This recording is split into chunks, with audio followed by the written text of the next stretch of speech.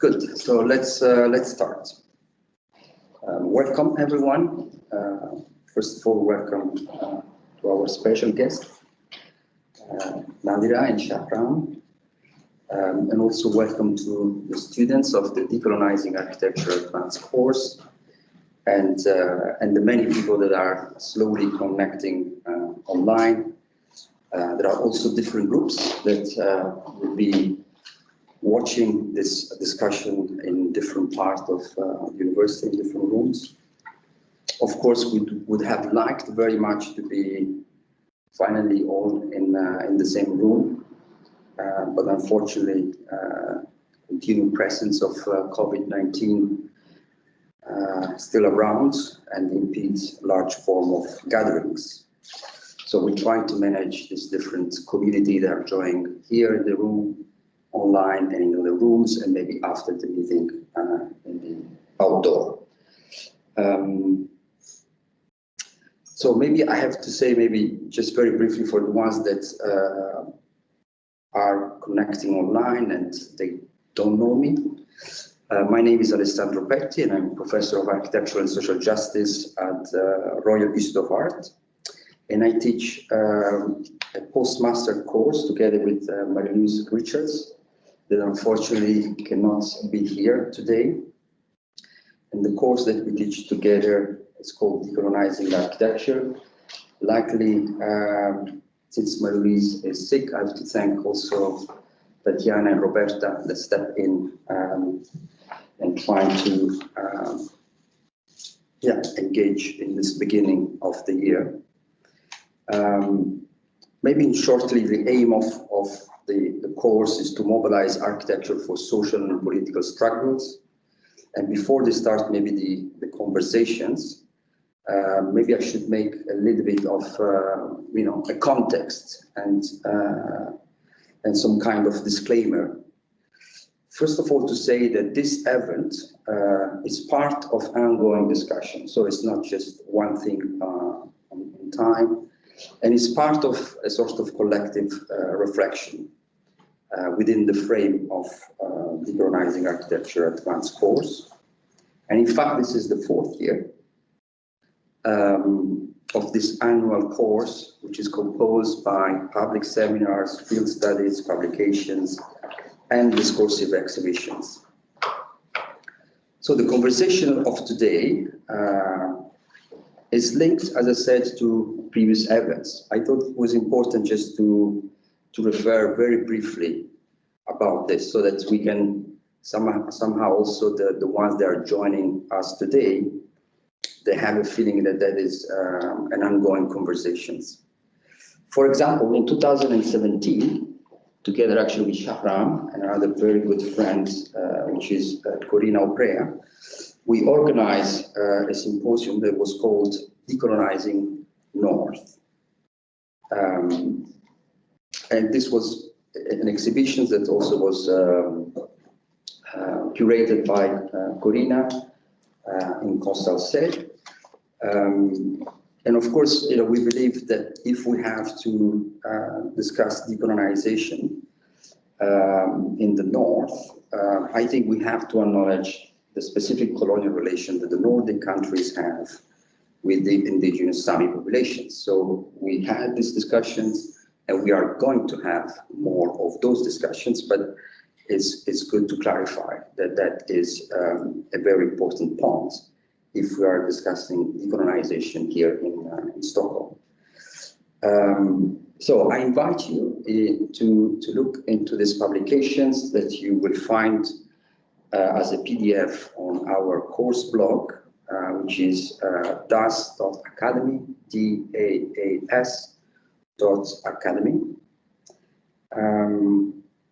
And that was a little bit the beginning of the conversations that we had among the three of us, that continues in several different forms, within and outside the course itself.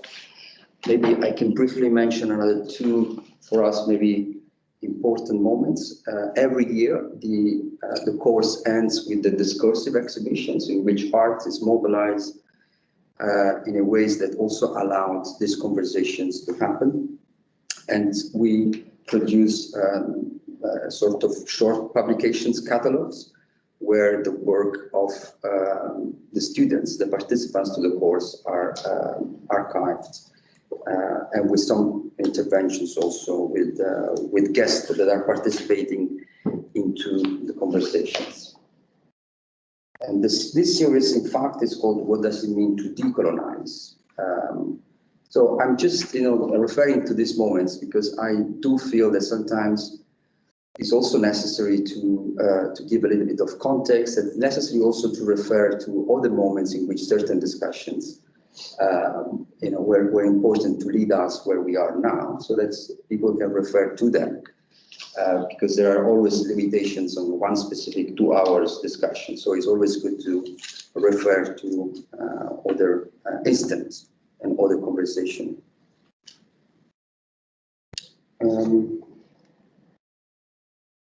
I also, it's a little bit one thing that you will find of things that we have been involved, but also very briefly to say that stay tuned into the next coming discussions that we will be having and guests with Sami architect Johan Nango, that was already also involved in the course, with the director of the Banabi Museum, Charles Esche, with Karika Cha, which is an educator based in Accra. And we will continue also to work with Corina this year and the consortium of the L'International, where we will be organizing a series of events and publications. Maybe this year, differently from the other years, because every year has maybe a specific focus. This year, we really want to dwell in this strict relation between colonization and modernity, with the aim also of trying to speculate on the possible project of demodernization and how that might look like. Good, so I have the pleasure, the extreme pleasure, I have to say, to introduce Nadira and Shahram. Nadira is a decolonial feminist scholar, focusing her research on decolonial feminist pedagogy, decolonization, feminism, education, decolonizing the curriculum, gender, and anti-racism. She's the senior researcher at Nordic African Institute in Uppsala University. Shahram is a professor in social anthropology at Stockholm University, and his research interests include anthropology in Iran, the Middle East, migration, human rights, forced displacement, and the authors of several books, maybe one that I read more recently and enjoyed very much. It was called Illegal Traveler, an autobiography of borders. And also he's running a very interesting group that's called Border Studies Group.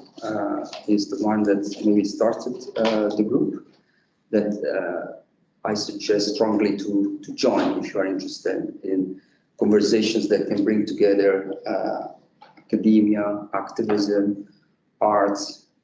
So it's one of the very important, at least was for me, moments of discussions in Stockholm. So despite, in fact, they are both academic, I asked them not to deliver a lecture. And this is, of course, because in the spirit of decolonial pedagogies would have been incredible contradictions, if they would come and just deliver a lecture to us. And in fact, we have maybe asked to just continue a conversation. We just had a conversation over lunch. So for me, the best that can happen is just that we continue that conversations. There is something really powerful for me in the knowledge that emerged from conversations, which is a knowledge that is not preconceived. It's not a knowledge that needs to be delivered to someone. It's not a knowledge that needs to be performed. But sometimes a knowledge that just accumulates, because there is a possibility of thinking together. There is a possibility of somehow, in fact, being in conversations. And this format is not for everyone.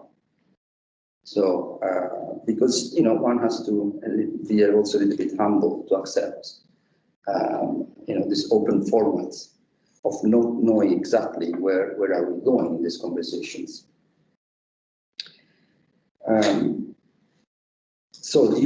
Let me say another couple of disclaimer very quickly, because I've learned that I have to do it, because I know that as soon as we finish this, there will be people, but wait a second, what do you mean? I mean, how we understand decolonization at the Royal Institute of Art? And to say that, of course, we don't have to agree, with one single definition of what decolonization is. Maybe for now, I would just like to say that, of course, it changed, because of geography, it changed because of our bodies, and actually it changed. This I experienced myself, even in one single body, according to the place and the experience that you have. So I hope that also we create a space in which, we are not enforcing any dogma here. If there is something good about maybe the experience of decolonization, is that we don't have to convince others, of a doctrine or a dogma or a specific ideologies, and how things needs to be done. But there is definitely, a sort of approach, an emotional relation to those things. I myself, for example, experienced different understanding of decolonization when I lived for more than 10 years in Palestine, and how changed when I moved in the north of Europe.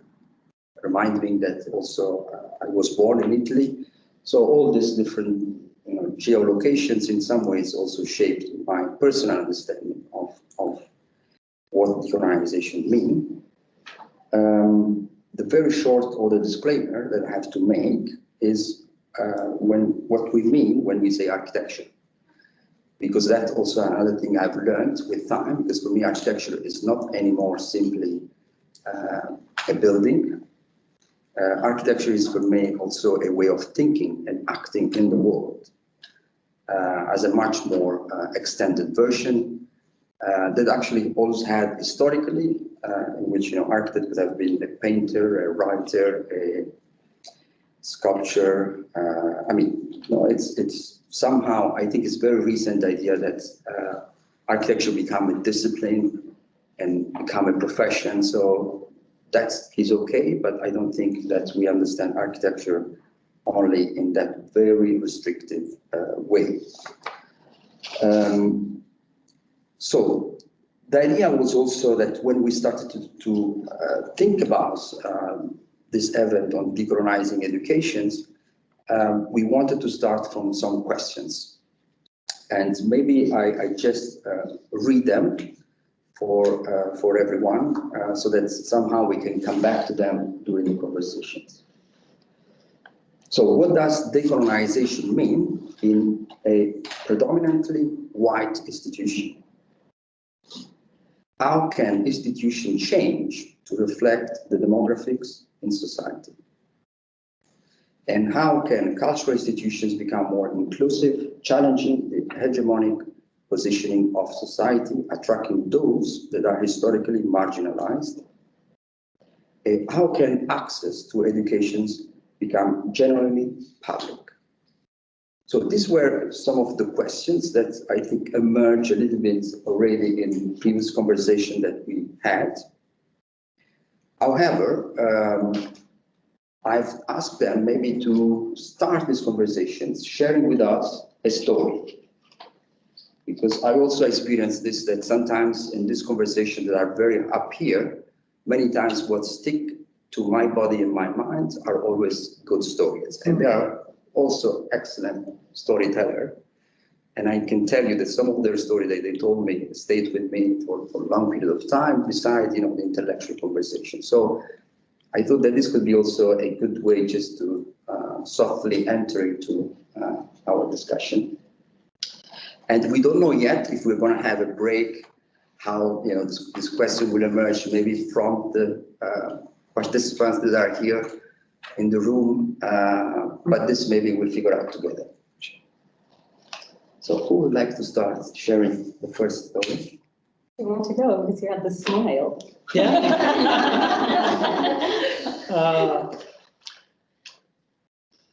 story. When you ask me for telling a story during the lunch, so I was thinking maybe not a story, but a confession. And I think it's a good story. This confession can be a good story to that's part of theorizing. So stories can be a very powerful way to theorize. So my confession is this.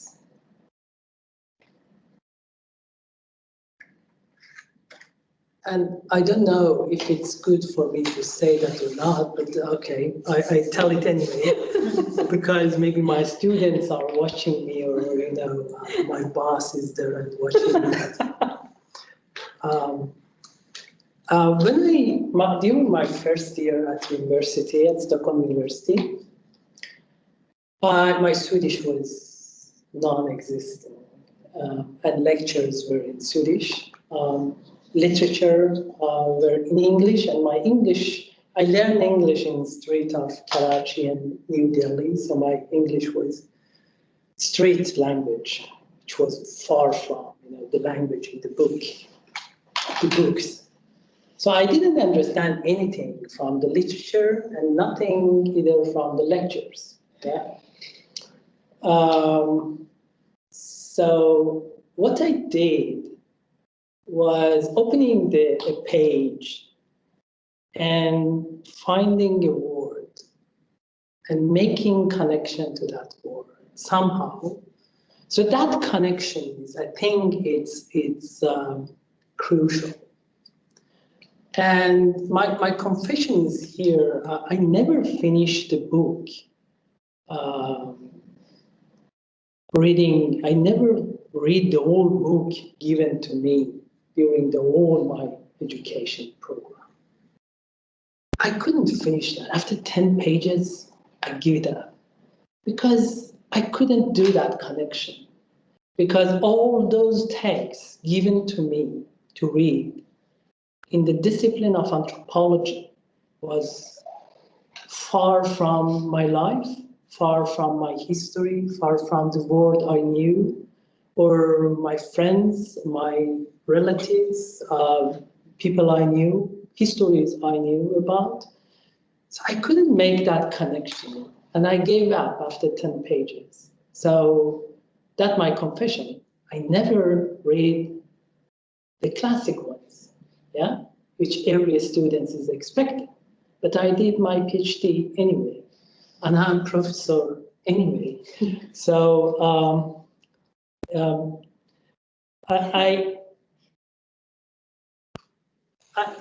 I think that connection is part of something which is related to the discussion today, decolonizing. You know, how you decolonize. I mean, I did that without knowing that, you know, without ever heard about term decolonizing. What is I mean, it was early 90s, so you know, not that time nobody talked about these things, and not many people at least, and not in Sweden. So it took a very long time for me to understand. I mean, I'm talking about until a few years ago. To understand that I was trained in a discipline. I was trained in method and methodology. And I worked with that discipline, and I worked with that method and methodology, which was used and still is used against me. So that's the moment of decolonization for me. Yeah, when I realized, and I think this is a very common experience for many decolonial scholars, yeah, to come to a moment to realize this methodology is the methodology which has been used against me as indigenous people, as a Black person, as a queer person, as you name it, as a woman, etc. Yeah. So how you do that when you realize that? This is the only training you have. This is the only methodology you have. And the last thing before I give the word to Nadira is that moment was the only option for me was to undiscipline myself. Yeah, to undiscipline, not transdisciplinary, not multidisciplinary, not that, but undiscipline myself, you know, to find a way to survive, to decolonize and to survive. So that was my confession story. But I like how you made us all voyeurs, you know, and we're participating in this moment of the confessional box with you, undisciplining. So we're all undisciplining with you. Yeah, okay. So you made all of us, if we wanted to, not decolonial at this moment. Good strategy. I'm South African, first and foremost, and I was born in South Africa in the 70s, in the early 70s, in a time when South Africa was going through lots and lots of state repression. So there was a lot of censorship in South Africa. The state was extremely oppressive. Members of family went missing in the middle of the night, taken out of their beds, and you never knew if you would ever see them alive again. And in the middle of the night, you know, police would knock on your door and barge in and all of that. So a lot of state repression, a lot of violence. And I grew up with this fear of the white state. And that fear has stayed with me. It's one of the things that I live with. When I see police in Europe, which are white policemen, I'm triggered by the apartheid police memories, because when you saw white policemen in South Africa as a black person, you knew you were in serious trouble, but you also knew you had no power against that state. So I grew up in this world. In 1991, I went to the University of Cape Town, you know, as a first-year student, leaving home, and I got there, and the first thing I saw, you know, walking up these stairs in what looks like a very Oxbridge University, Ivy League. It's got ivy growing all over. It's in the, you know, in the first 200 universities in the world. It's extremely. The medical school is famous the world over because, you know, Chris Barnard performed the first heart surgery in the world, but this heart surgery was actually done by a black, uneducated man who actually did most of the work but didn't get credited in history. So this is the kind of university I go to. It's a white institution because it's 1991, and you walk up these stairs that lead you up to this great hall. Which is, you know, also very problematic, the ways in which it's who they're naming this, you know, these different buildings after. And there you see Cecil John Rhodes, this big statue of Cecil John Rhodes, and he is there. And you're a black body in a very white space. So coming back to architecture and space, and, you know, the big questions of like, what does it mean, you know, to think decolonial? To be decolonial in a world that is still very much colonial. And I walk up the space and I'm in shalwar kameez, you know, I'm like walking up in my shalwar kameez and I'm looking at the statue and I'm like, what am I doing here? This space is not meant for people like me, clearly. And then, of course, you know, the shalwar kameez became, you know, tie-dye T-shirts and sneakers and jeans. And, but it also meant that I had to accommodate a world that was not geared for me. And in 2015, whilst I was based in Amsterdam at the Vrije Universiteit in Amsterdam, the student movement happened in Cape Town in March 2015. They occupied the administration buildings at the University of Cape Town.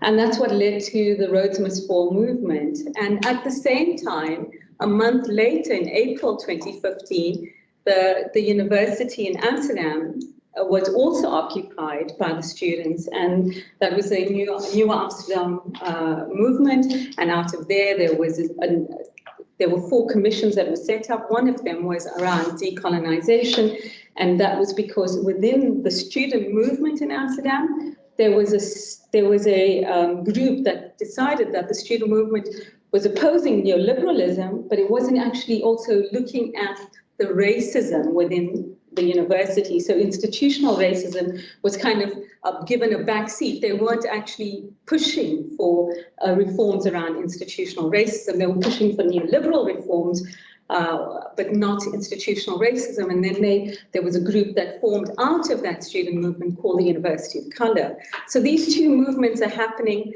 simultaneously in opposite sides of the world. And I'm in both cities, and I'm thinking about this, and I'm thinking, well, I went to the University of Cape Town as a little 18-year-old in 1991, and I was so out of place in this university. It took me so much courage to try and get past the kinds of racism that I experienced every day. I went to, into sociology, we're learning about Marxism, and there was a white girl that sat next to me and didn't want to sit next to me. And she moved seats. And I thought, oh my gosh, I'm at university. This is fantastic. This is a new world. We're going to, build a new world. And that's not the case. And in 2015, so little had changed at that university. And what made me think I cannot actually not focus on this moment, because it's triggering so much in myself that makes me feel like if I actually don't look at my own experience and understand it in relation to these students who are supposedly the generation of what we call the born frees in South Africa. So a lot of them are born post-1994, with the advent of democracy. And a lot of these students are saying that actually post-apartheid South Africa is not much different than apartheid South Africa. The white capitalist heteropatriarchal system that we call the system, the world over, is still very much entrenched in the society. What does it mean to actually push back against that system? And so I got very involved in this moment because it was my salvation. I mean, for the first time, living between Amsterdam or between Holland and South Africa, two very racist societies. And I have to say, the Netherlands is a very racist society. They have the blackface tradition, Zwarte Piet, that exists to this day. And, any kind of opposition to Zwarte Piet, the state comes down on you like a ton of bricks. So they're not even willing to have these conversations about, what is the tradition of blackface? Where does this tradition come from? I talked to a colleague of mine and she said, oh, it's history. But whose history is it? I mean, do you ever question whose history is this? I mean, it's the history of the enslaved people. Is it a tradition you want to hold on to?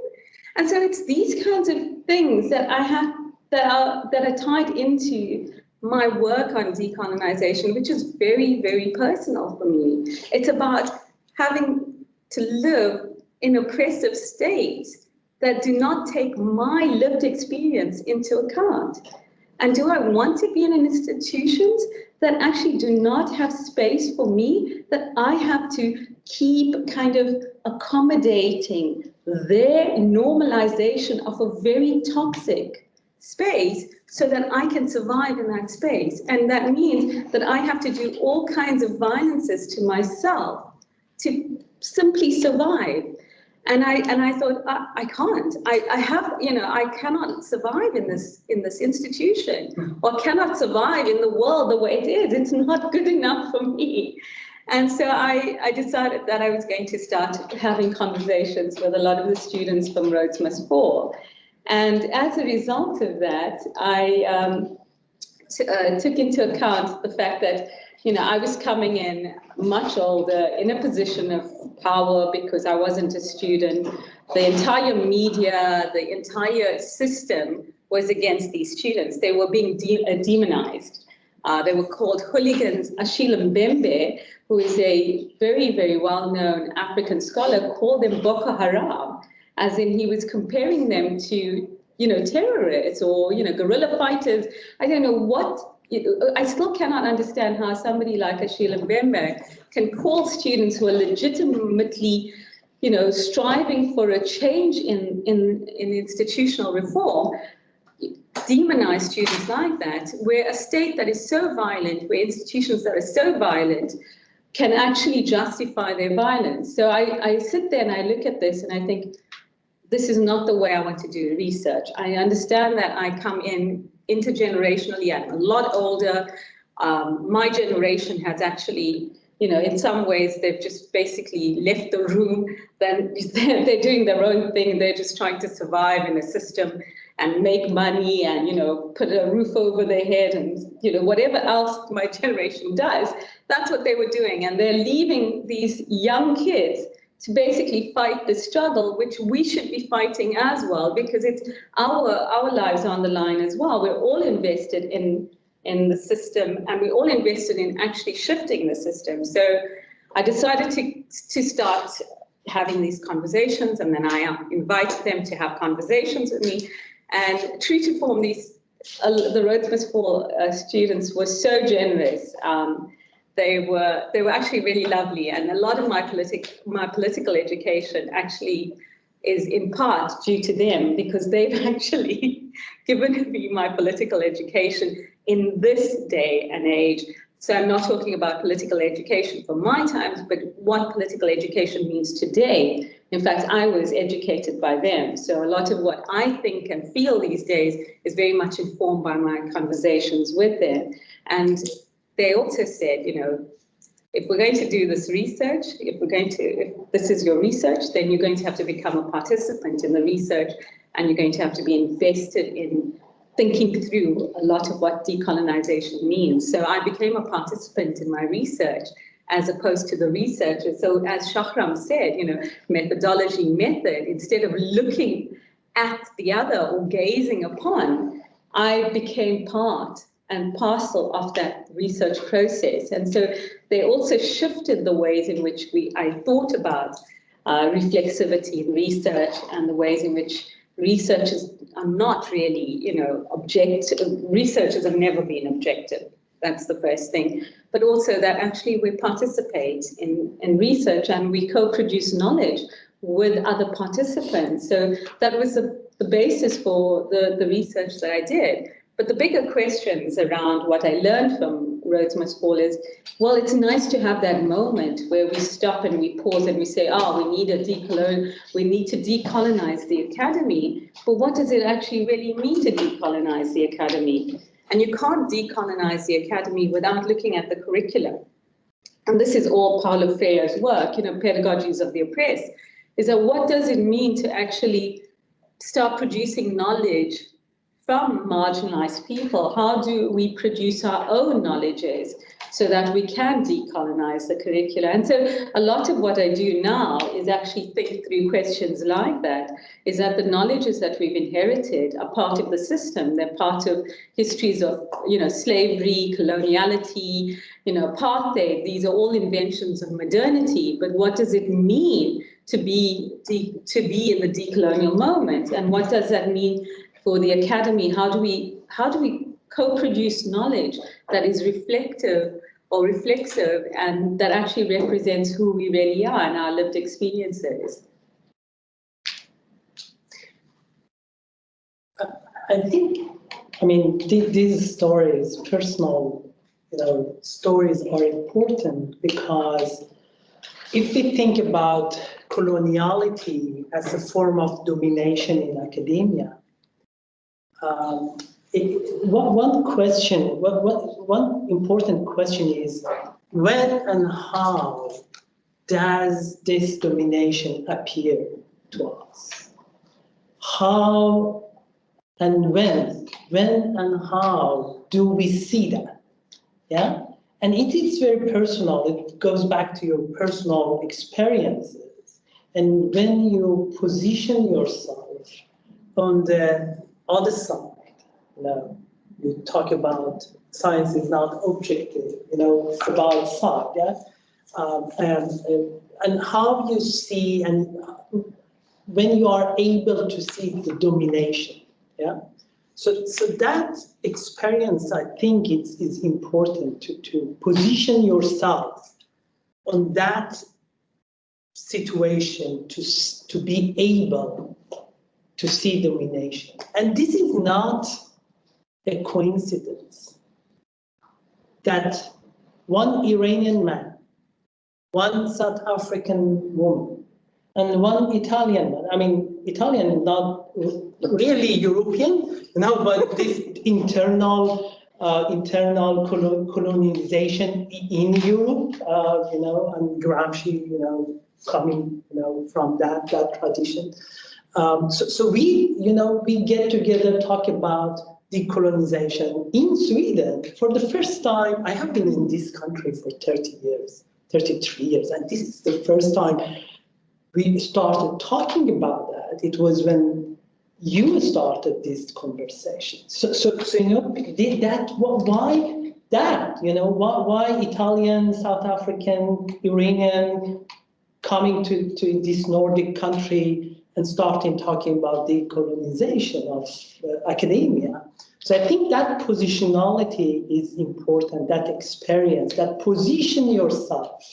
Even if you don't have, you don't need to have experience of racism or colonialism, but you position yourself in that situation to be able to see what is that domination in knowledge production, to which we react in the name of decolonialization.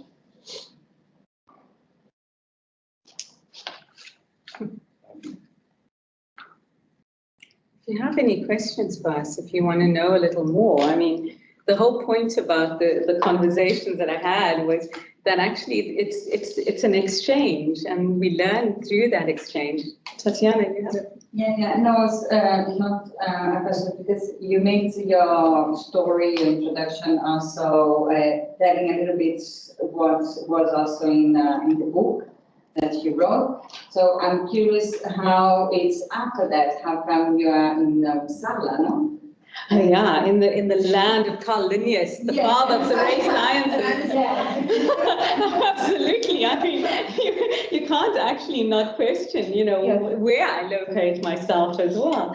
No, I'm writing my second book, and it's the follow-up from that book, which is on decolonial feminist pedagogies. And a lot of this book that I'm writing about is very personal. So it's a very difficult book to write for me, because it's my personal journey and how that trauma and healing is linked to social justice, and how that is linked to co-producing knowledge and a particular kind of knowledge or a particular pedagogy, which I call decolonial feminist pedagogy, which is about actually putting the trauma and the process of healing that trauma into a pedagogy where we can actually find safe spaces and to use the classroom as a safe space to then talk about our traumas and to find ways to heal. And the creativity is a big part of healing, and how we use our creativity to co-produce knowledge. And that's all part of a decolonial feminist pedagogy for me, but that's also a way of pushing back against a colonial curricula, is how do we get our stories, our lived experiences into the academy to shift that colonial canon. Because for time immemorial, we've had white men gazing upon us and telling us what our lived experiences are and how we live in the world and how we do culture and things like that. Whereas we all have voices and we can tell our own stories. So that's part of it. But a bigger part of it is also that South Africa is a very violent space for especially Black women. There we have, every 3 minutes, a woman is killed in South Africa. There's a high level of sexual violence in South Africa, domestic violence. So gender-based violence is very high.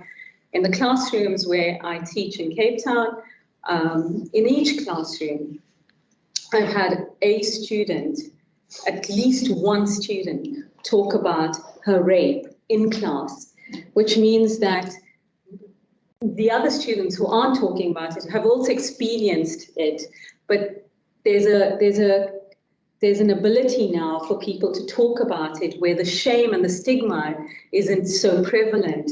And that's what also drives me to do this particular research and this particular book, is because we really have to find spaces for us as Black women where we can heal from our traumas, but we can also claim our power back. And how we claim that back is in a way pushing back against this very academy that makes us subservient to the system as well. So that's part of where this book, this journey that I'm on.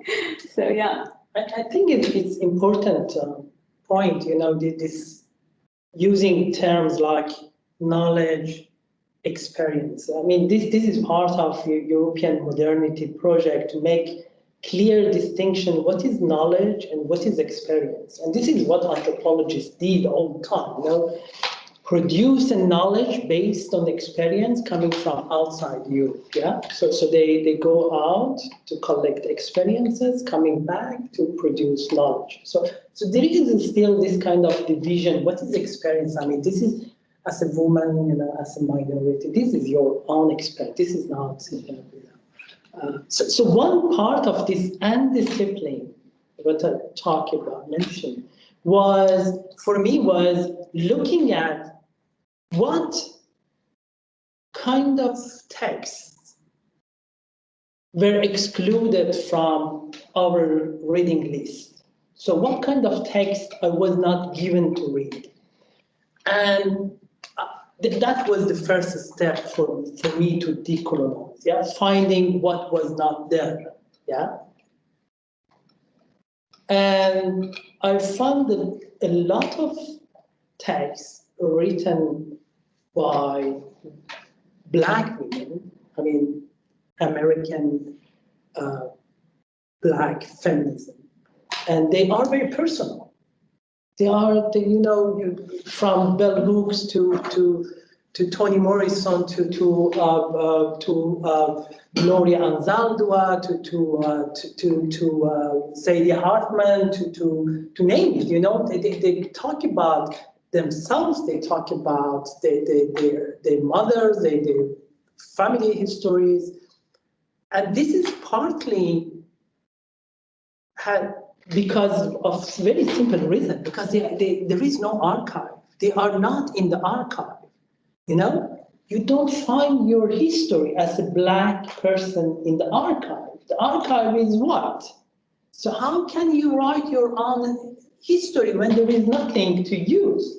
Then you have to go to yourself. You have to go to stories you have heard from your mother, from your grandmother, and start telling your own stories, because your story is not in the official formal archives.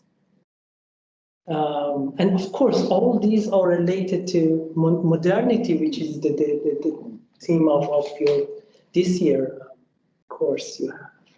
I call it the living memory of genocide. The lack of that archive, that cultural archive, the lack of it is a living memory of genocide, because as long as we don't have that archive, there's a genocide that continues to happen. Yes. I'm just wondering, the question, for me, it's also trying to clarify, the sides of the struggle. And you mentioned that if the side of the struggle, maybe in some cases could be, in having different texts, or if the side of the struggle is the curriculum, or if the side of the struggle is actually to abolish, that knowledge comes only from text, because that also is what modernity, in a sense, promotes, and we are all somehow caged in, that knowledge is mainly from books, and dismiss all the form of knowledges. So I'm wondering, in that case, the struggle is not simply, to try to have, books written by, of course, people have been negated in the archive, but the problem is the archive itself. Yes. The problem is the very categorization of knowledge that can only exist in this academic format, which is inherently violent and idiotic, because it doesn't recognize us, moment of history and civilizations were very normal. The knowledge exists in our bodies, exists, in rituals, exists in so many different forms. But especially people that works inside university, in the academic world, in some ways, they are somehow perpetuating, I feel sometimes, even in this attempt, to make it better, they are in fact reaffirming the very categories that needs to be completely changed and demolished. So in that sense, I'm not sure I would say I'm interested in decolonizing the curriculum. I think the problem is the curriculum. For example, one great thing about this university, for example, that doesn't have a curriculum. In this university, for many years, they opposed the Bologna process because it was based on this modernist principle of standardization. And one thing that I'm very attracted to, in arts, is exactly this idea that you have to build your own epistemology. Yeah. It's not given. It's not part of the discipline. It's not something that, you can even contest. Because here, everyone says you are an artist and you have to come up with your own methodology and understanding, that is the very hard work. And that is for me actually the most interesting part. And I'm having a conversation with some of my colleagues here, that they suffer from the fact that actually doesn't have that power and clarity that maybe other fields of knowledge have. And for me, that actually is the most attractive part. That is the very reason why I'm so happy to teach architecture in an art school, because I feel I can make what I feel can be, architecture and knowledge through these experiences. Because otherwise we are trapped into the idea. I do remember, every time that, one brings territory, there is always academia say, but yeah, that's not scientific. That is testimony. How many categories they can throw at you, dismissing the fact that this is a knowledge that they cannot somehow dominate. And I think that is actually our task, which is much more radical and difficult, which is we have to undermine these very categories. Because if we continue to say the problem is the list, how many women, you check the boxes, I think you are in a way trapped in the same idiotic logic. And you don't get out from the fact that the problem is this very categorization that is inherent violence, because it doesn't recognize, all the knowledges, and all the forms of being and doing. So for me, the task is much more, let's say, difficult and radical in some ways. But this is good for you that you can do that. Yeah? Because, in university, in almost all disciplines, and especially in humanities and social sciences, there are rules we cannot change. Yeah, there are rules very explicitly said. For this course, of this size, you have to read this number of pages. Yeah, and how you select that pages as also, has rules. It should be peer-reviewed articles or published with, well-known publishers, etc. So it's not very easy to change. I mean, not easy. You cannot change that, because even if the department accept to change it, you cannot do that because higher level of university cannot accept that. Do not accept that. But going back to the main point of your argument, I think is important that other forms of knowledge, not only written text, is important. It's going back to this question of modernity and Walter Benjamin's understanding of modernity, and what is disappearing with modernity is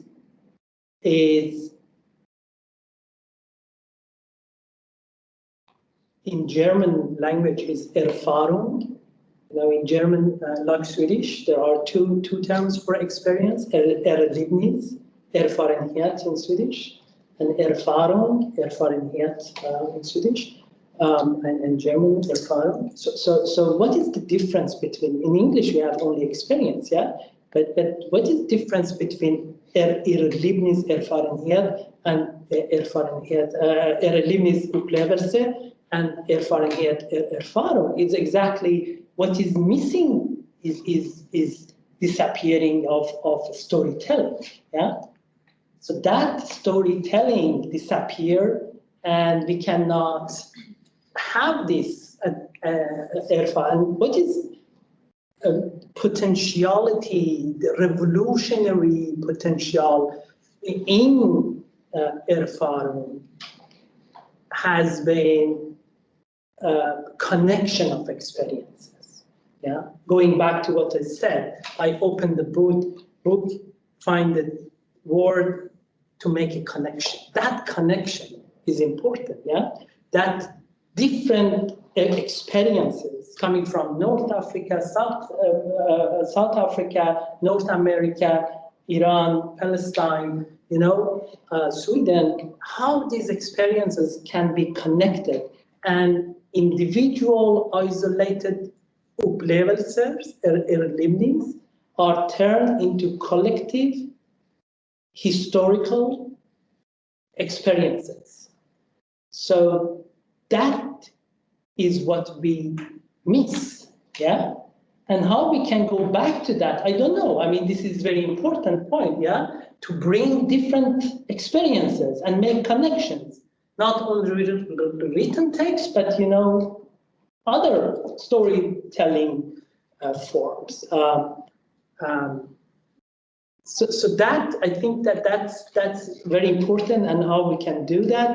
I'm not very optimistic that we can do that at university. It's very good that there are some spaces like these that give you some freedom to do that. But yeah, this is, as I understand decoloniality, there is no destination. We cannot decolonize and then we are done. But it's always ongoing struggle. So we never get there. We can try to not give up. Yeah. So yeah, this is what we are doing now today. It's a utopia deferred. Roberta, you had a question. Not really a question, but I think there's like complexities of the legacies of information a little bit that we are talking about here. Legacies of information and knowledge.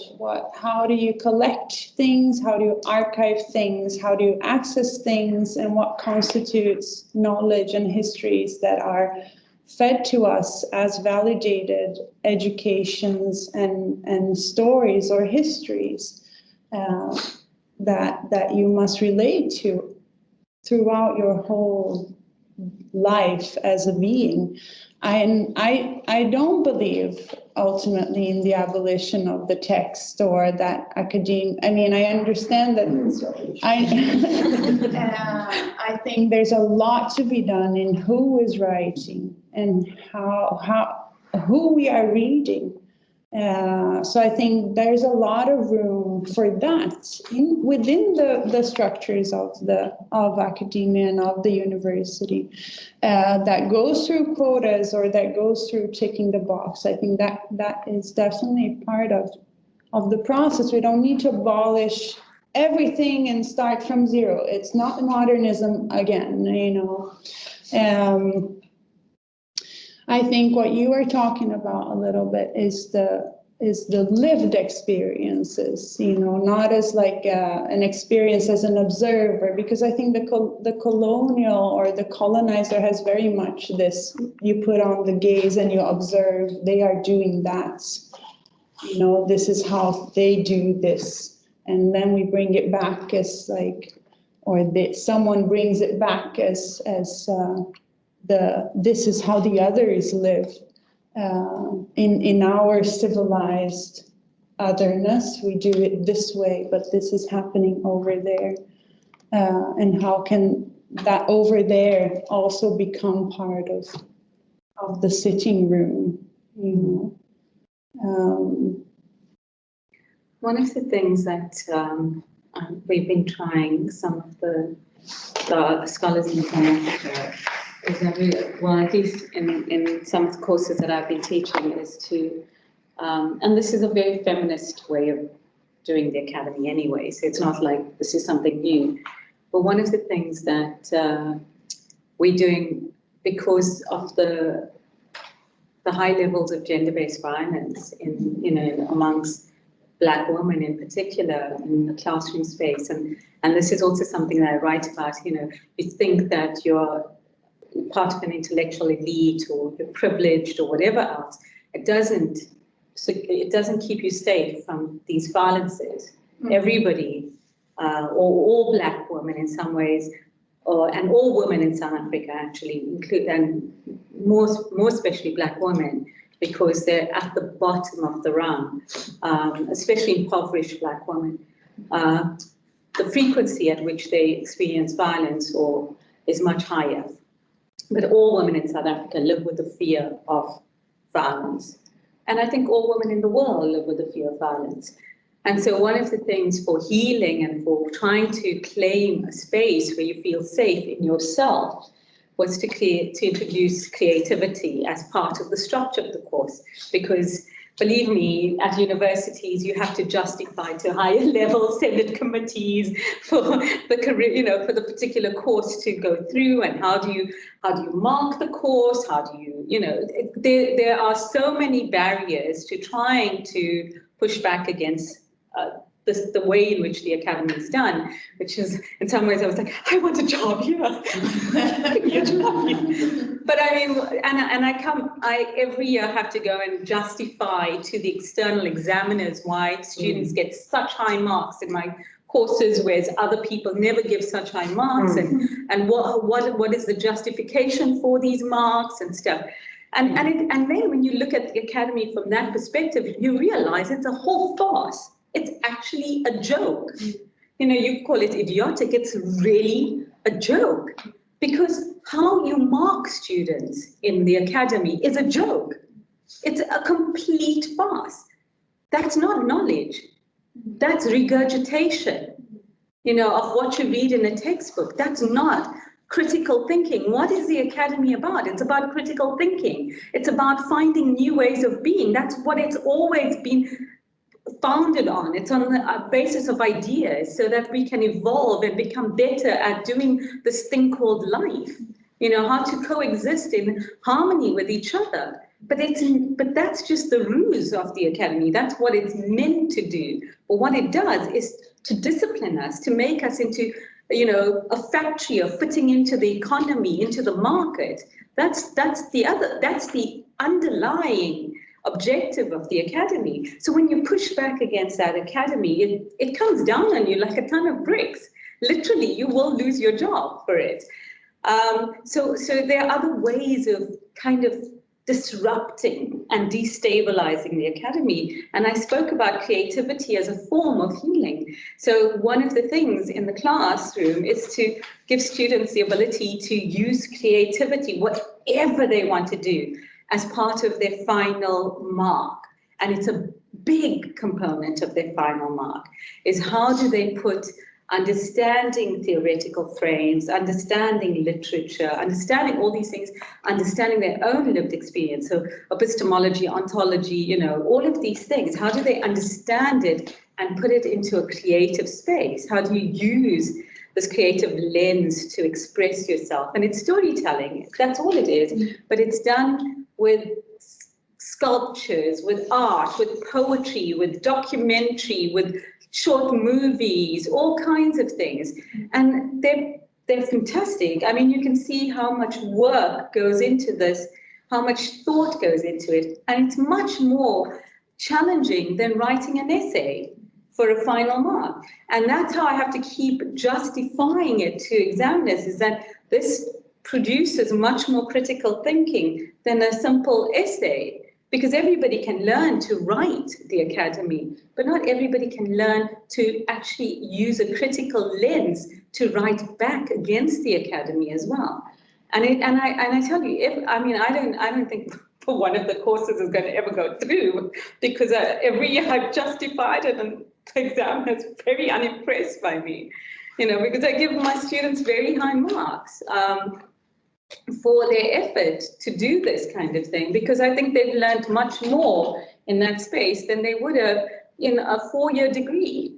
You know, they've actually applied themselves. And that's the point, is that you are challenged. There are so many barriers to pushing back against this colonial academy that produces us to fit into the neoliberal market.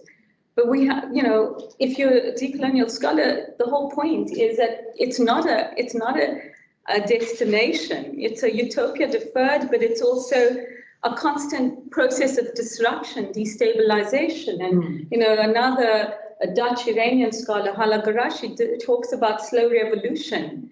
Decolonization is slow revolution. It's not revolution today, because revolution today means that you're not constantly in the process of decolonizing. Decolonizing is a program. It's not just theoretical, it's an actual program of constantly pausing, reflecting, you know, adjusting, disrupting, destabilizing. It's movements. It's like pauses and movement and pauses and movement. But that's what it is. But that's actually because we're so much a part of the system that we cannot actually decolonize without constantly reflecting on what we're actually doing. It's what you said, Roberta. Otherwise, we're just reproducing modernity again, all over. And we can't do that. So it's this kind of slow revolution that's constantly happening all the time. I came across the concept of refusal, which is Karen Saltz is one of the practitioners or thinkers that use this concept a lot. And I think that is a very kind of concrete word or a way of thinking when you refuse to accept, so when you refuse to behave, when you refuse to enact, and when you refuse to embody. And it's not an easy process because it means an acknowledging of the self and of the other, and of giving yourself agency to say no. But it's very interesting because I think there's a lot of hope in this positivism, you know, where I think that it's always so positive, that's the only way forward, it's through positivism, when it can actually be through refusal. And I think these, I like a lot that dichotomy. I think it's important here to say that decoloniality and decolonization is not against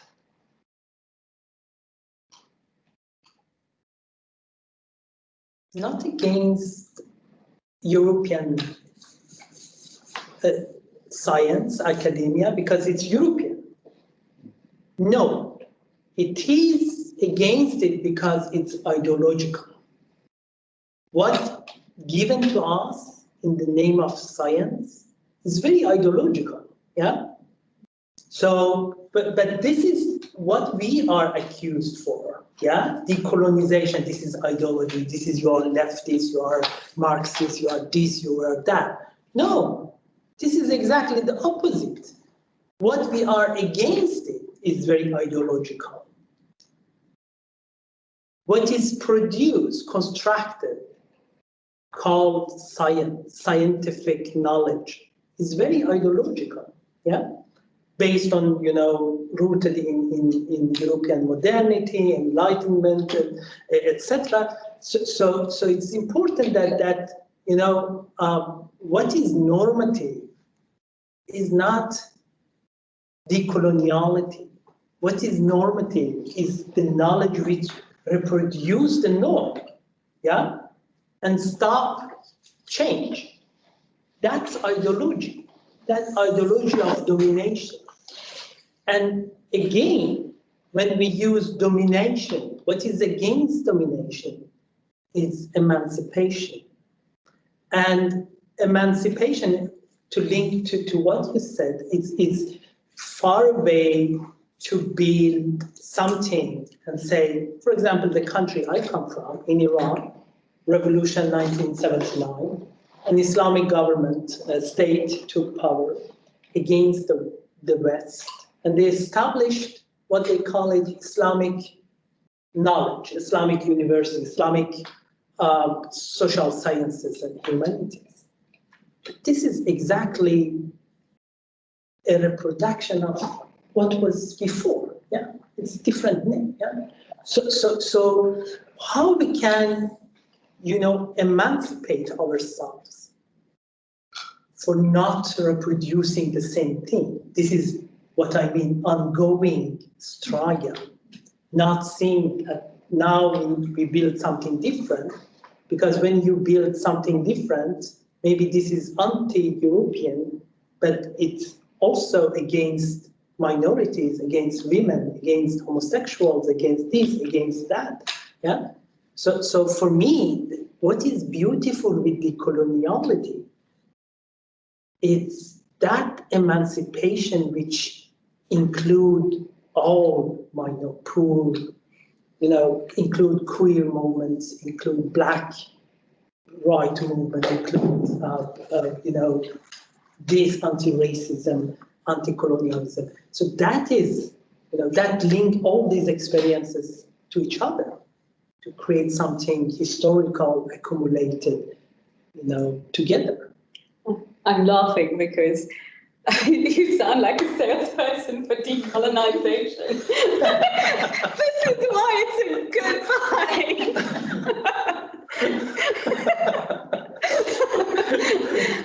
But coming back to your point, Roberta, my theoretical background is feminist psychoanalytic theory, and refusal is born out of the Oedipal complex. It's that moment when you repudiate the other to become something.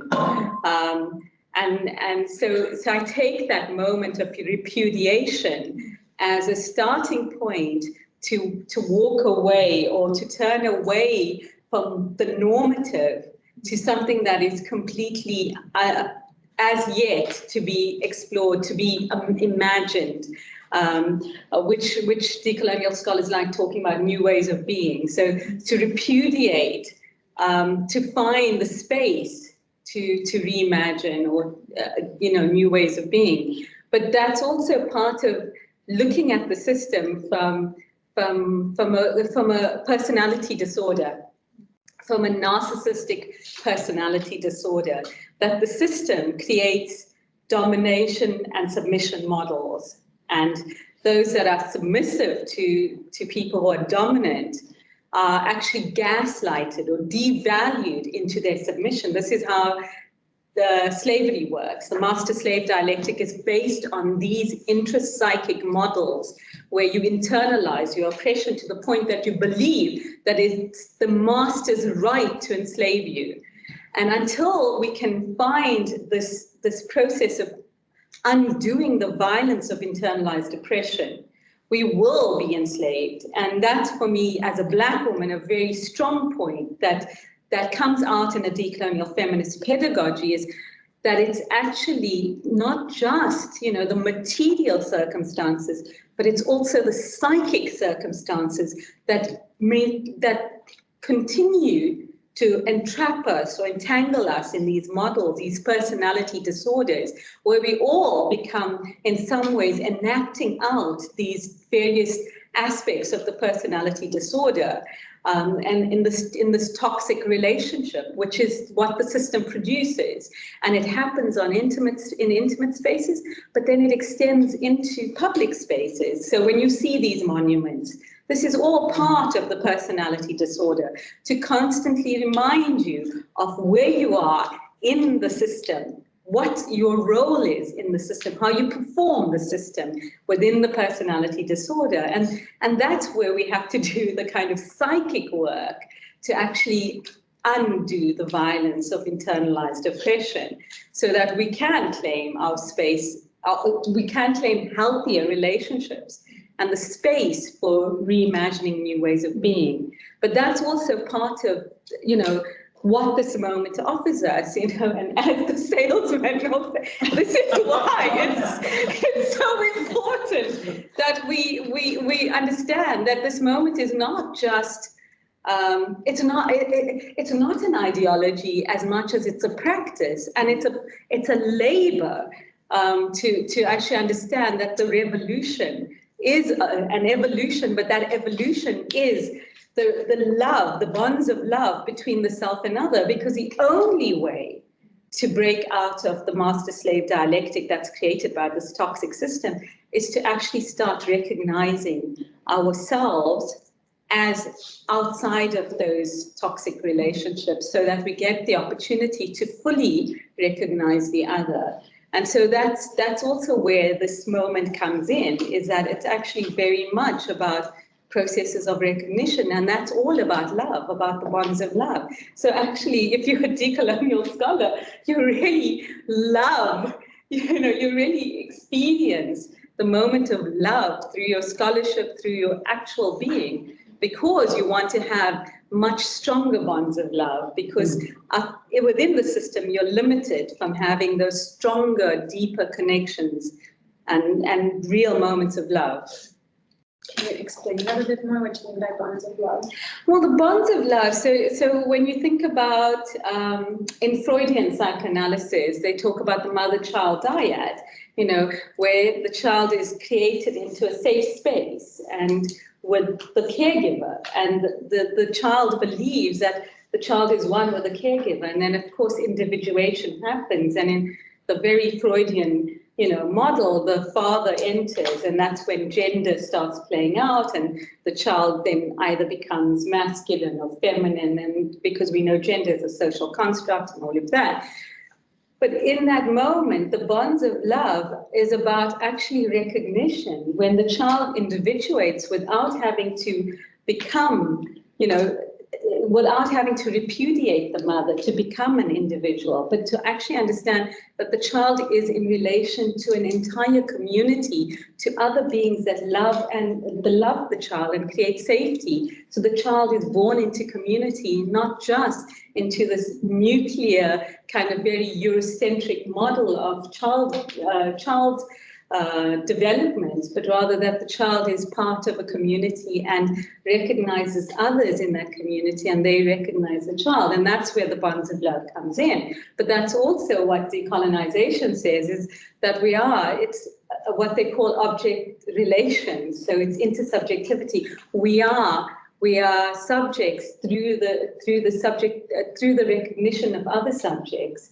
We're not objects. So the Freudian model is very much about subject-object relations, and where the mother becomes the object and the father is the subject, and the mother is limited to the private domain and the father is in the public domain, and this is the gender, differentiation process.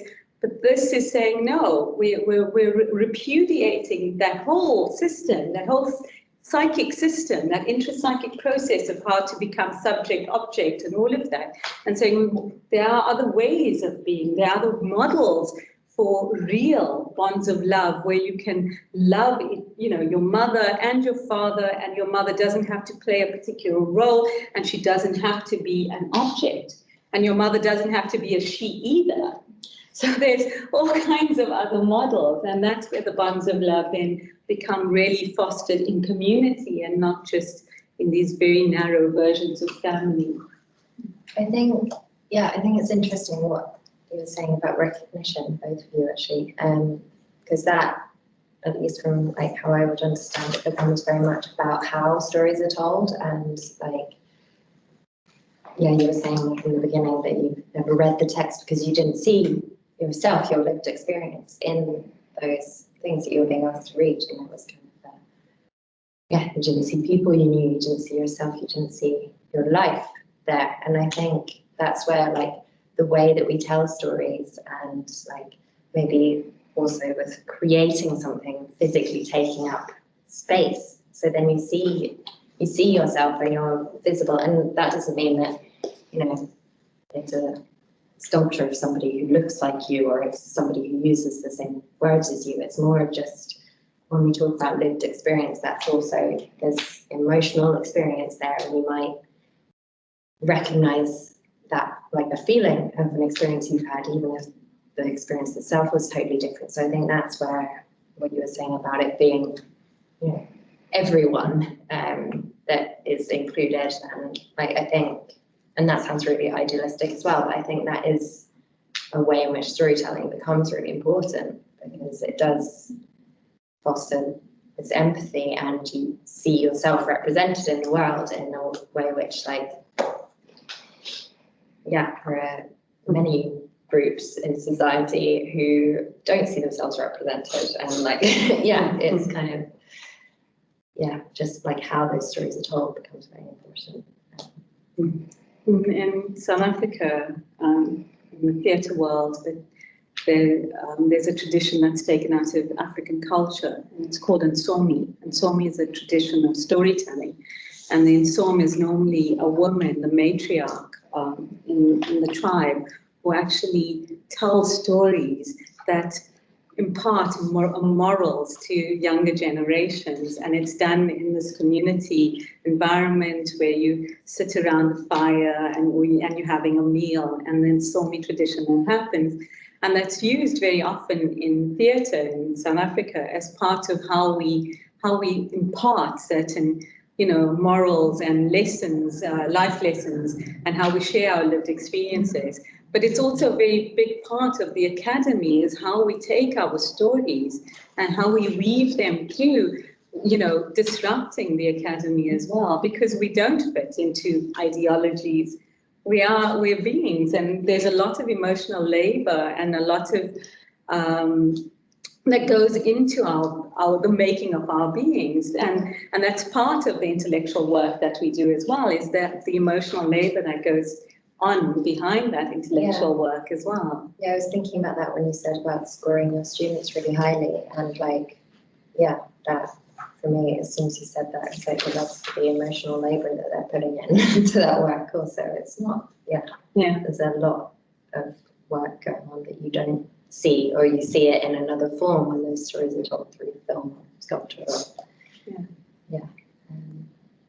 There's another, just a side note, since you brought up Benjamin also before, he also talks about there being a community around the storyteller, the depth of the listener as well. And I think that's the other side of the labor that needs to be done, is who are the listeners, right? And I also don't want to argue against texts completely, but I think there's something to be considered when we think about, the modern phenomenon of sitting down on your own and reading as an individual experience versus before, stories were told orally, or, whatever tradition we look to, if it's epic or whatever, but it's this loud, like we see each other and look at each other versus sitting down.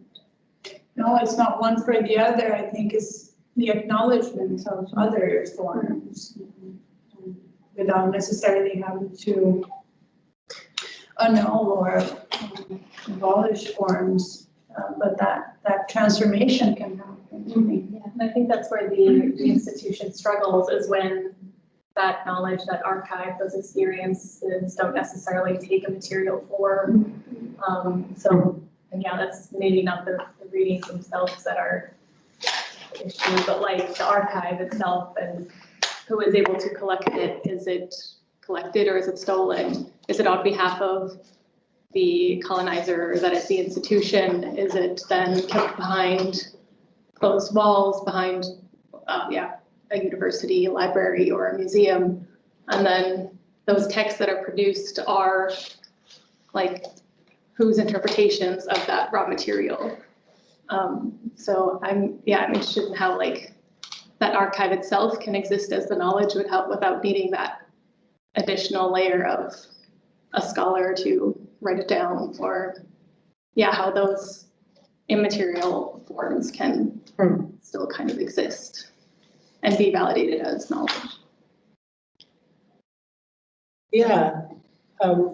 I think this, as you said, face-to-face communication and get together, or non-material, communication, because it's not only about written or spoken words, but also in communication, body languages, silences, pauses. All these are important, which is, vanishing, during the corona, especially I'm very glad that you are here in this room. At least we can have, face-to-face interaction. So this is very, big concern for many of us, that what is the consequences of if this becomes long-term?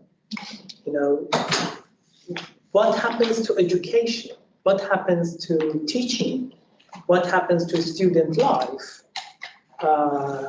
If education in academia will be online, you know, that's very pity, you know, because so much knowledge is outside classrooms, in corridors, in coffee shops, you know, when you go for a beer after lecture. So what happens to all these, you know, knowledge exchanges that students together build, you know, free from teachers?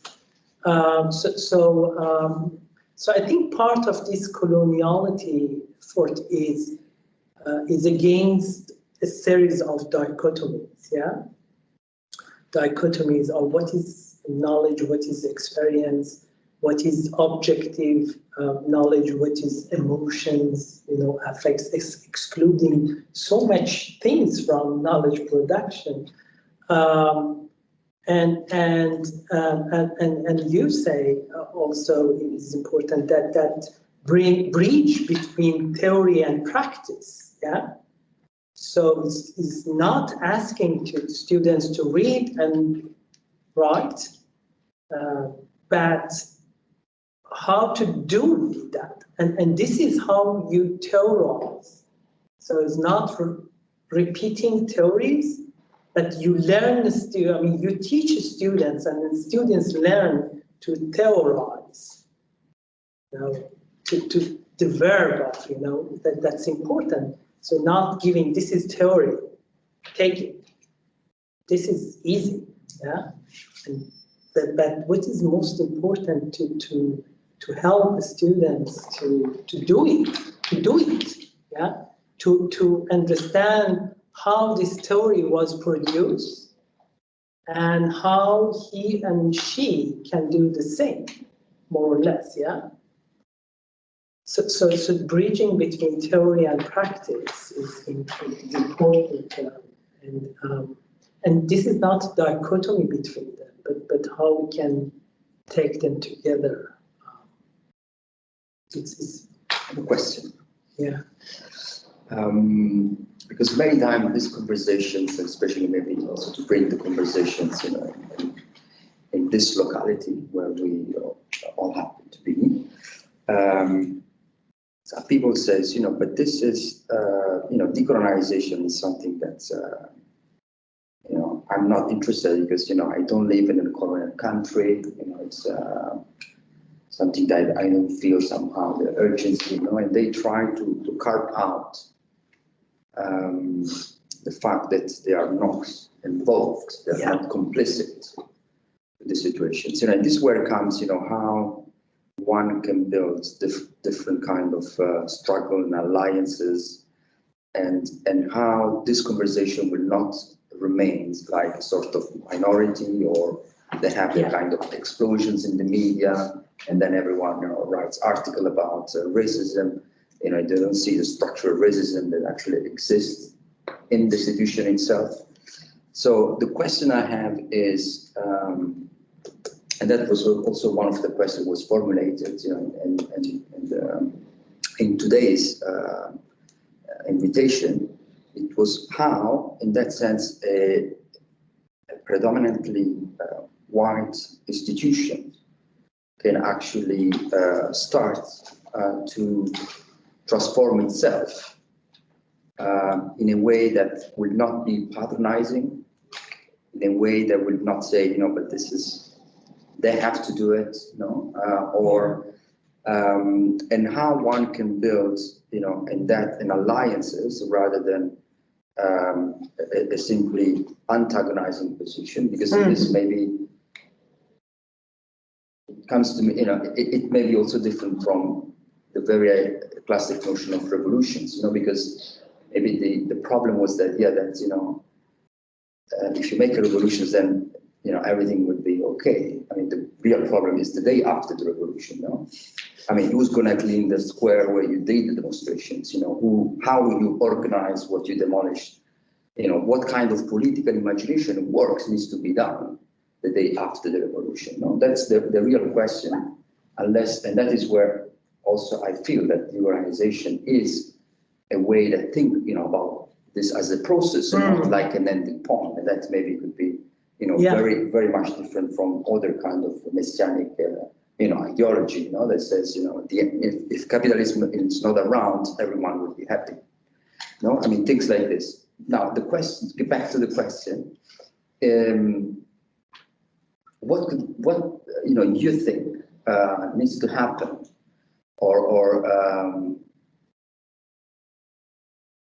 I'm not sure how to formulate that question. Can I say something about the revolution? Because revolution is not the solution.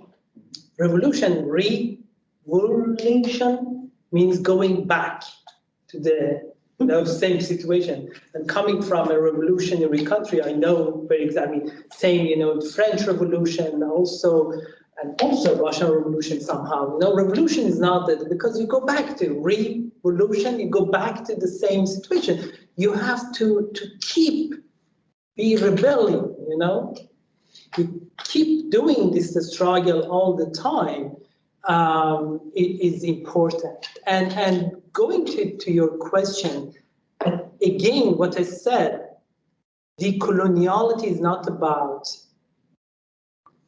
either it's about very scientific question. I mean, every person, no matter white, black, doing history, I mean, nothing, this is very stupid to say I have nothing to do with colonialism or decoloniality. The knowledge you have been taught, it's not scientific. Even if you don't believe in all these things, you believe in science, yeah? You believe in science, okay. That science that you talk about, according to the norm you believe, is unscientific. Why? Because that, what you call science, has not been objective, has been ideological, because it's excluded, invisibilized. So much more knowledge is outside, outside Europe. So it's even using the same language as these white scholars. This is not science. Everyone should be interested in historicizing and putting to question this, what I call knowledge, where this comes from. What is the process of this product? Yeah, who produced it? What is lacking here? What is not here? What was excluded? Yeah, voices of Black women, voices of Muslims, voices of Jews, voices of gays. All this. So it's not about minorities like us. It's about everyone who is interested in academia. It's a question for everyone who is doing social sciences, humanities, I think. Yeah. Listen, I didn't dispute anything you're saying, and I quoted Halle, in terms of the revolution, because she critiqued the Iranian revolution for exactly that. What happens the next day after the revolution? And that's why slow revolution, you constantly disrupt. But then I was also thinking, God, the struggle continues. And maybe that's why my generation's also like, we're so tired. We're born into the struggle. Do we not get a break? And you don't get a break. Unfortunately, you never get a break, because the system is, ever present. In some ways, the system is God. We come into the system, we're born into it, we inherit it, it becomes a part of our being. So you're constantly having to do the work of, disrupting the system. But it also doesn't mean that you can't take a break. I mean, one of the things Saidiya Hartman's work gives us is Black life persists amid social death. The fact that we can come together, we can experience joy and love and celebration. Those are all very much moments of social solidarity that are extremely important for disrupting the system. Because when we celebrate our lives, our existence, when we thrive, we are in some ways pushing back against the system too, because we're not supposed to. You know, we're supposed to internalize our oppression and not feel joy, but actually Black life persists. And that's one of the greatest moments of realizing that actually the struggle continues all the time, but we also continue to celebrate life, and life as we know it from our lived experience, from our bonds of love, where we are actually very conscious of the ways in which the system tries to keep us boxed in, and how we resist that by loving each other and celebrating our love for each other. I think it's very important what you say, and going back to architecture is about space, yeah? It's about, in Palestine, you know, resistance is sumud. What is translation of sumud? Steadfastness. Steadfastness, thank you, that you are there, yeah? And also undocumented migrants in the United States, slogan, I'm here, I go nowhere, yeah? I stay here, yeah? So that's important, you know, presence, yeah? Not going away, not disappearance, yeah? So it's presence, yeah? It's important. Migration as decolonization. I'm here because you were there. So. Yes, and you are still there. Yes. Exactly. No, but I mean, you know, one of the things that I also tell people is that it's also important for Black people to work on decolonization and to fill the space of decolonization with our lived experiences. And so white scholars say, well, what does that do for us? Actually, white scholars have a very important task, and that's to undo whiteness. And that's the task within the system, is to actually disrupt the ways in which whiteness reifies itself all the time. So, you know, you can't do the colonial gaze into Blackness. We can do our own stuff, but you've got to actually do the undoing of whiteness. And I think that we all have, like I said, the system is all around us. You know, it's God, it's omnipresent, it's insidious, it's there. And to undo the system, we all have our different roles within the system, but we also have our different roles to undo that and to disrupt and destabilize it. So being in the white academy means also undoing that white academy, using your position of privilege in the academy to actually rethink the ways in which whiteness keeps redefining itself as well. Okay. I was thinking. That's the thinking together. Okay. Yeah. I was thinking. You know, I have been teaching many years. I have been at university so long time, and and now I think, okay. What do you? I mean, the energy, the time, the power I have, how can I use that in the best form to use it against the establishment of academia, you know, going to all these meetings, please include this text, please, written by a sex worker for my course on migration. And after 10 meetings, no, yeah? Do I want to use my time and energy there? Or using my time and energy outside that room, and what I call street academia, to bring the experience and knowledge to outside, to the street, yeah? Street as a metaphor, yeah? To people who are not at university, and this is critical border study, as you mentioned in the beginning. This is the forum for this kind of exchange, street academia.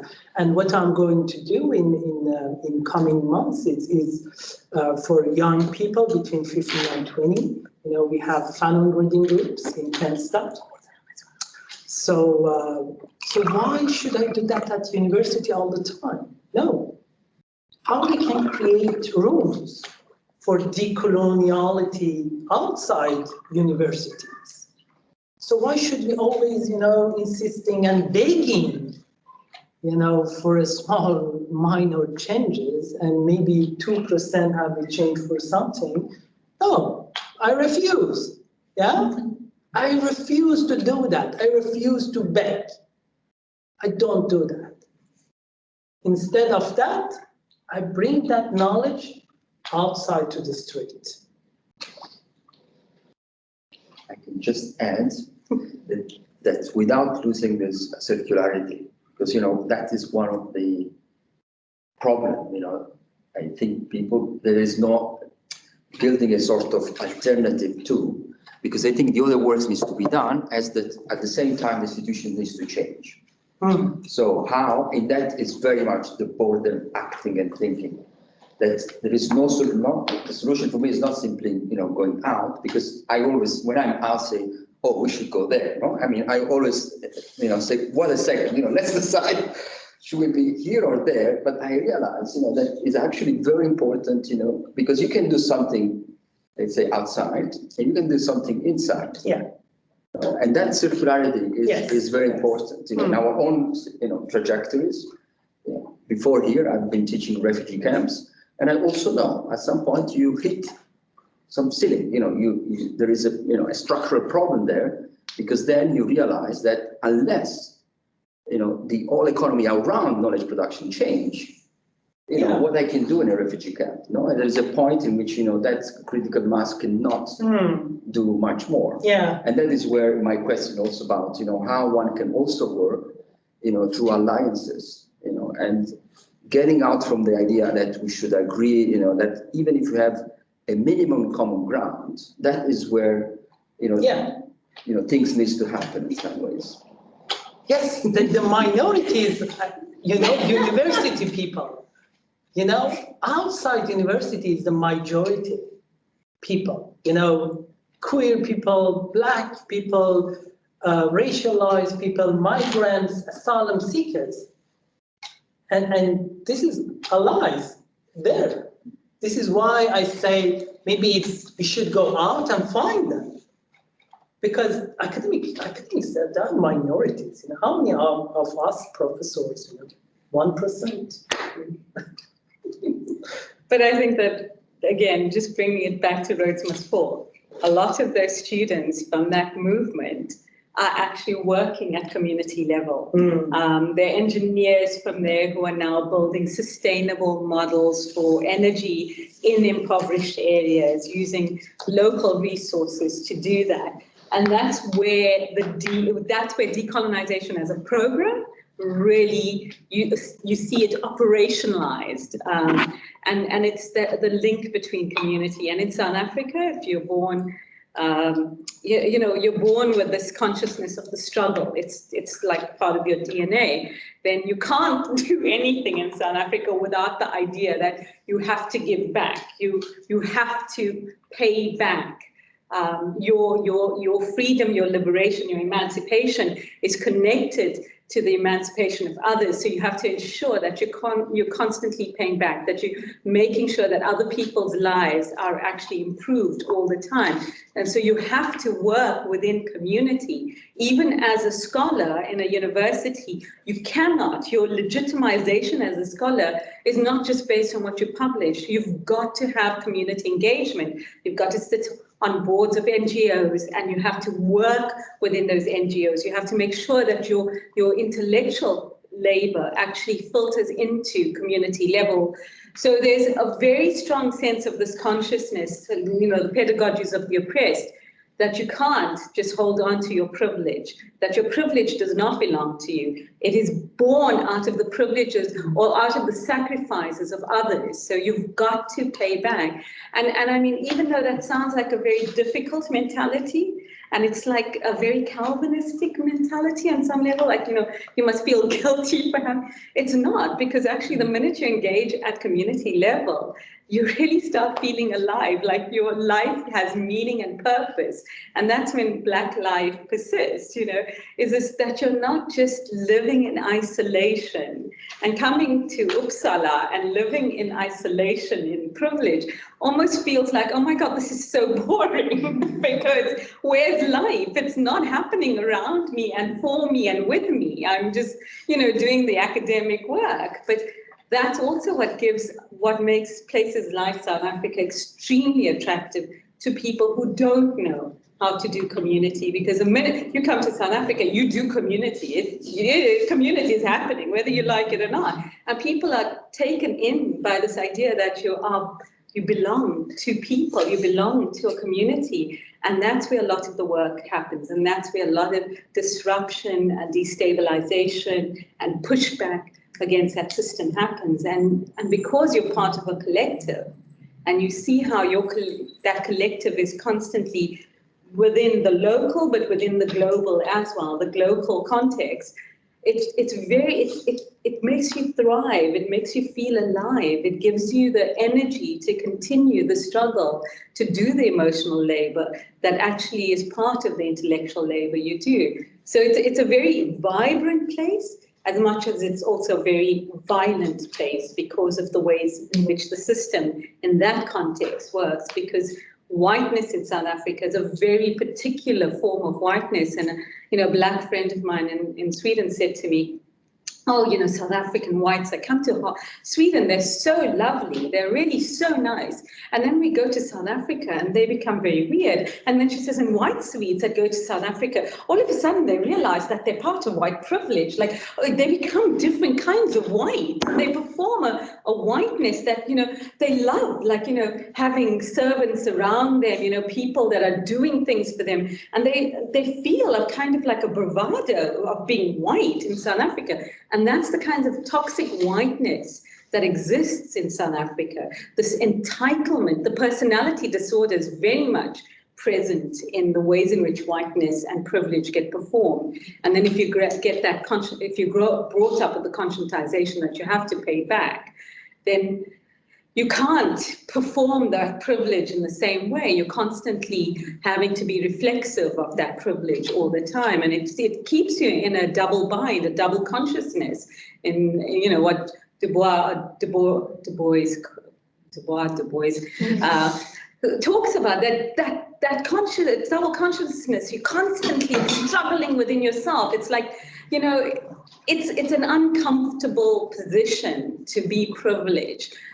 When others are so underprivileged, and that keeps you working at it. But it also is very, very difficult. It's very challenging to live in that. And then you come to places like Sweden, where what Alessandro says, this is not happening. Yeah, it happens everywhere else, but actually it's happening here. It happens here. It's just people prefer not to want to look at it here. They have the privilege of turning away and not looking at it.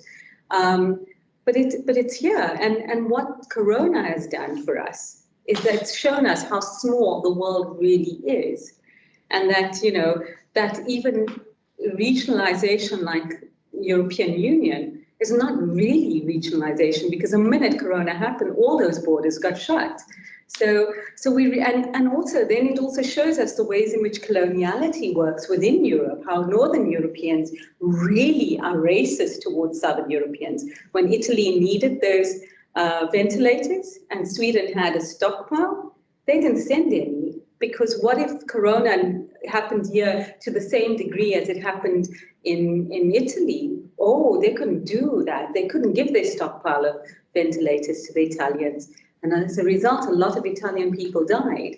And that's when you understand what coloniality is, or how it really exists. So you can't actually say, I live in Sweden, so we don't have it to the same extent. No, you just have the luxury of looking away. That's what you have here. In South Africa, you don't have the luxury of looking away. You are immersed in it all the time. And it's exhausting, but I'd rather live with that exhaustion than with a false sense of safety and security, which is what you get in the global north. This could be a very good point to end, unless someone else would like to. Steve, heb je geen vraag? Oh, I have so many questions. It's so overwhelming. I'm sorry, I didn't mean to do that. No, actually, I was just now in this second, I was thinking about, I went to South Africa last summer because my father was working there. And when you talk about white people going to South Africa and enjoying white privilege that that you have there. I actually have, my journey actually started there for me. Like the realization of, as a Dutch person going to South Africa, for me it was like, it was a completely different experience. I tried to also kind of read up a little bit before going there, preparing also mentally, like how I would change probably. And so for me the journey started there actually. So I was very happy to be able to do this this experience there. There was a particular moment where you felt. Well, actually, as an architect, I had a very particular moment that we were traveling to. I don't remember exactly the place. I didn't take a picture, so I'm just going to sketch the image. I was thinking about coloniality and involvement as an architect in coloniality, in colonization in particular. Sorry, and there were these very poor houses, and they had concrete poured Ionic capitals on the side of the entrance of the houses, and I was just wondering, like, how does this architectonic element from Greece and Italy reach South Africa in this very, very poor part of the nation itself, and how has it become a decorative element? And I haven't done much research into it, but it looked like it was kind of a symbol of wealth. Like you can invest it in these Ionic capitals at the entrance of the door, while the rest of your building was maybe worth less than the decoration itself. So at that point, I just you couldn't look away as an architect as well as how involved you are actually in this type of processes. So if there ever was a doubt, that's kind of vanished in that moment for me. The material and the psychic really emerge in these Ionic. Yes, because it was a concrete, like that is a material that was imported during colonization, and this very clear kind of Roman/Greek element that was there, and how elements that we had introduced in Africa maybe got made their own at a certain point, and it's part of the culture there. So it's a very layered and complex discourse at the moment, I think. So it opened up like millions of other questions. But that was for me, I think, one of the moments of realization of like my responsibility and how much work I still have to do once I've got home. So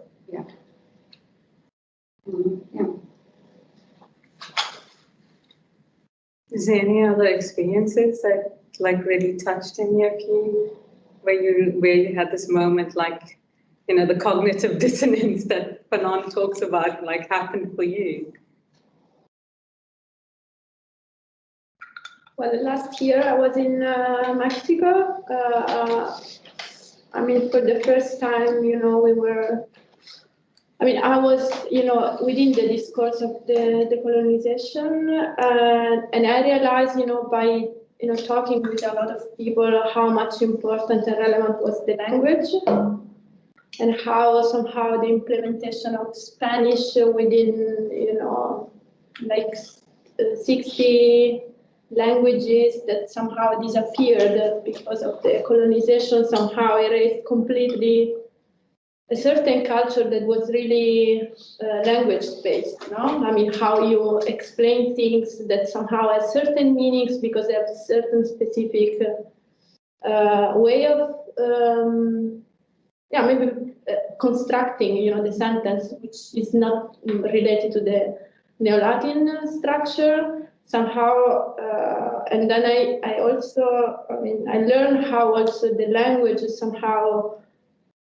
The imposition of Spanish somehow was a very clear project for erasing whatever small culture was somehow still alive, and this was also connected to this oral tradition.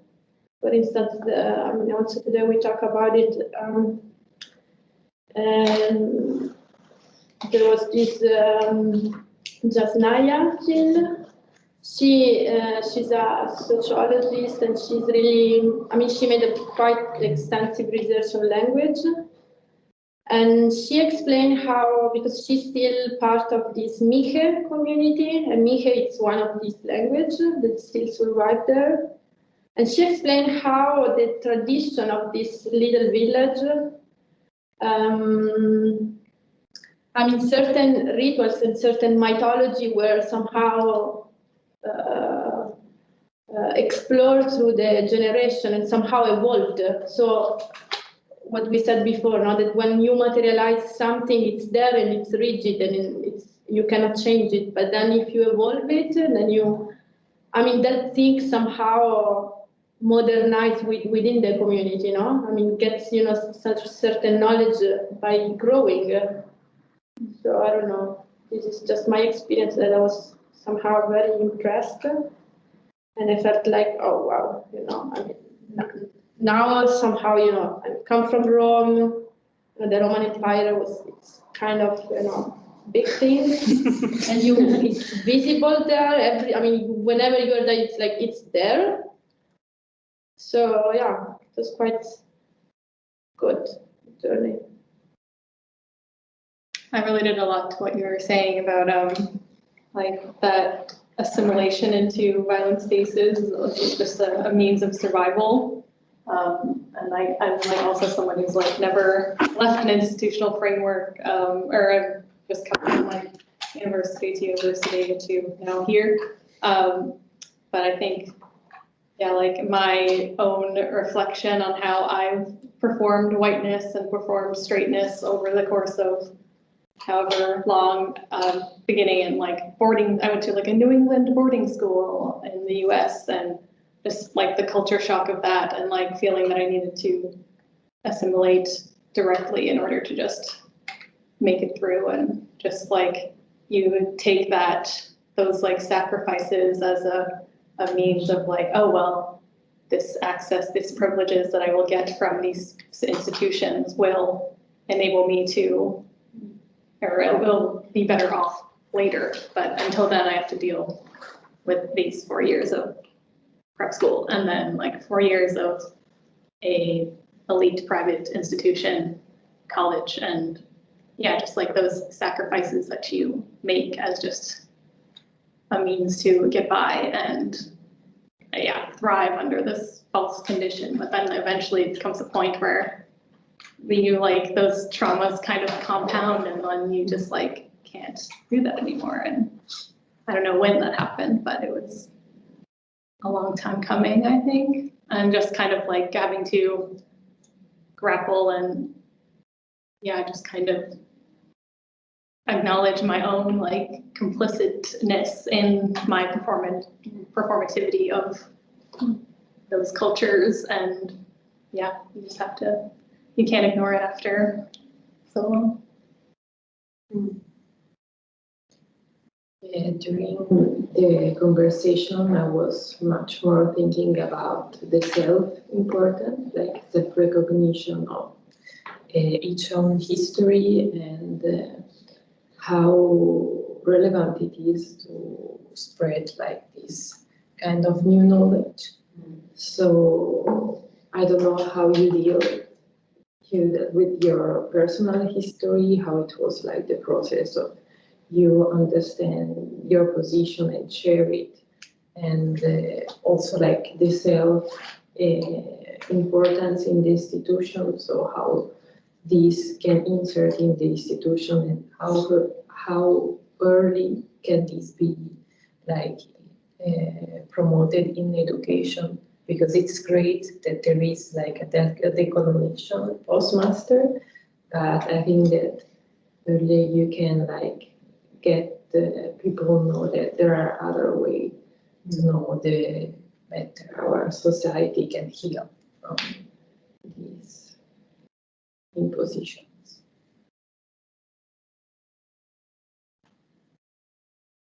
Well, I think that one of the things about that is an overhaul of the entire curricula.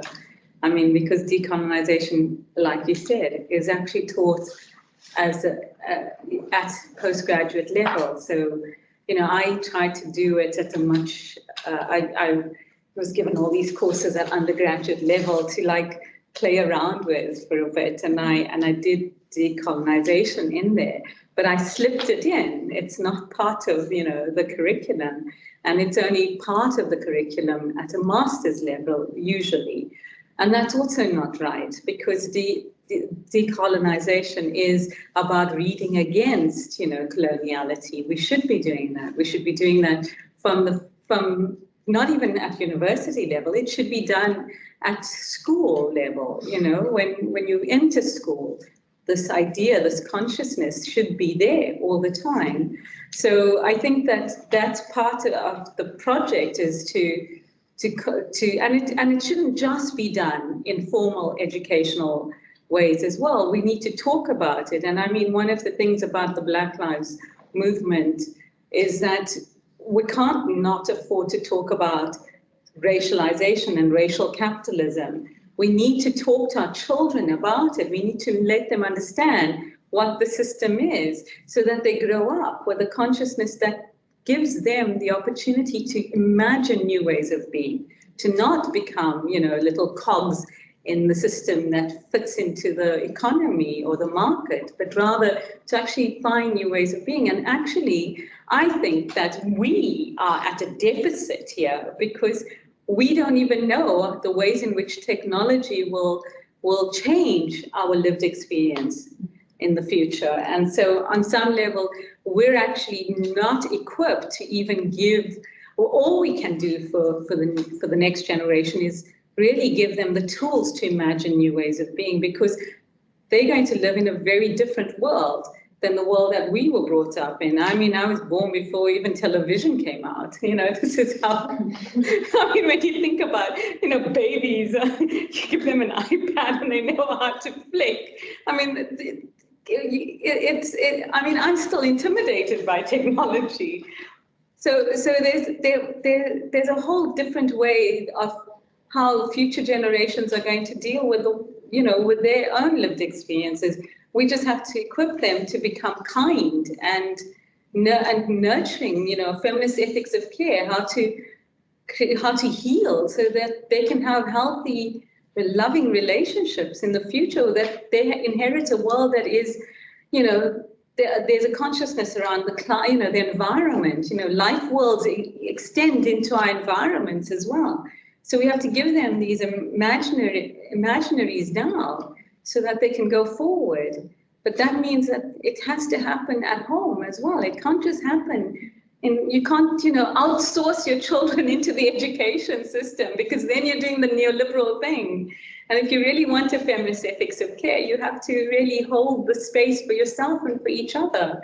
Those processes of recognition have to be there always. And that was like the community work that you were saying. Yeah. Yeah, I think same thing in different ways is I think children are so much fantasy, and what education system does is taking away from them. So maybe it's not to giving that to them, but how we can change the education system for not taking fantasy, creativity from children, and let them keep that powerful, imaginaries that they have already, that we kill them when they come to university. This is another way that we can end. It's 5 o'clock. I would really like to thank you very much, Shahram. Thank you. I mean, that was really to be continued again. Yeah. And thank you for the ones that are also online, staring at the screen for 2 hours. I know that it's not easy.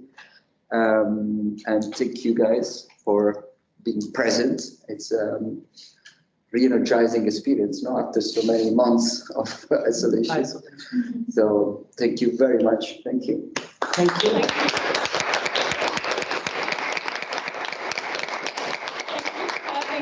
And thank you for sharing your experiences with us. I actually learned quite a bit today, so thank you for that as well.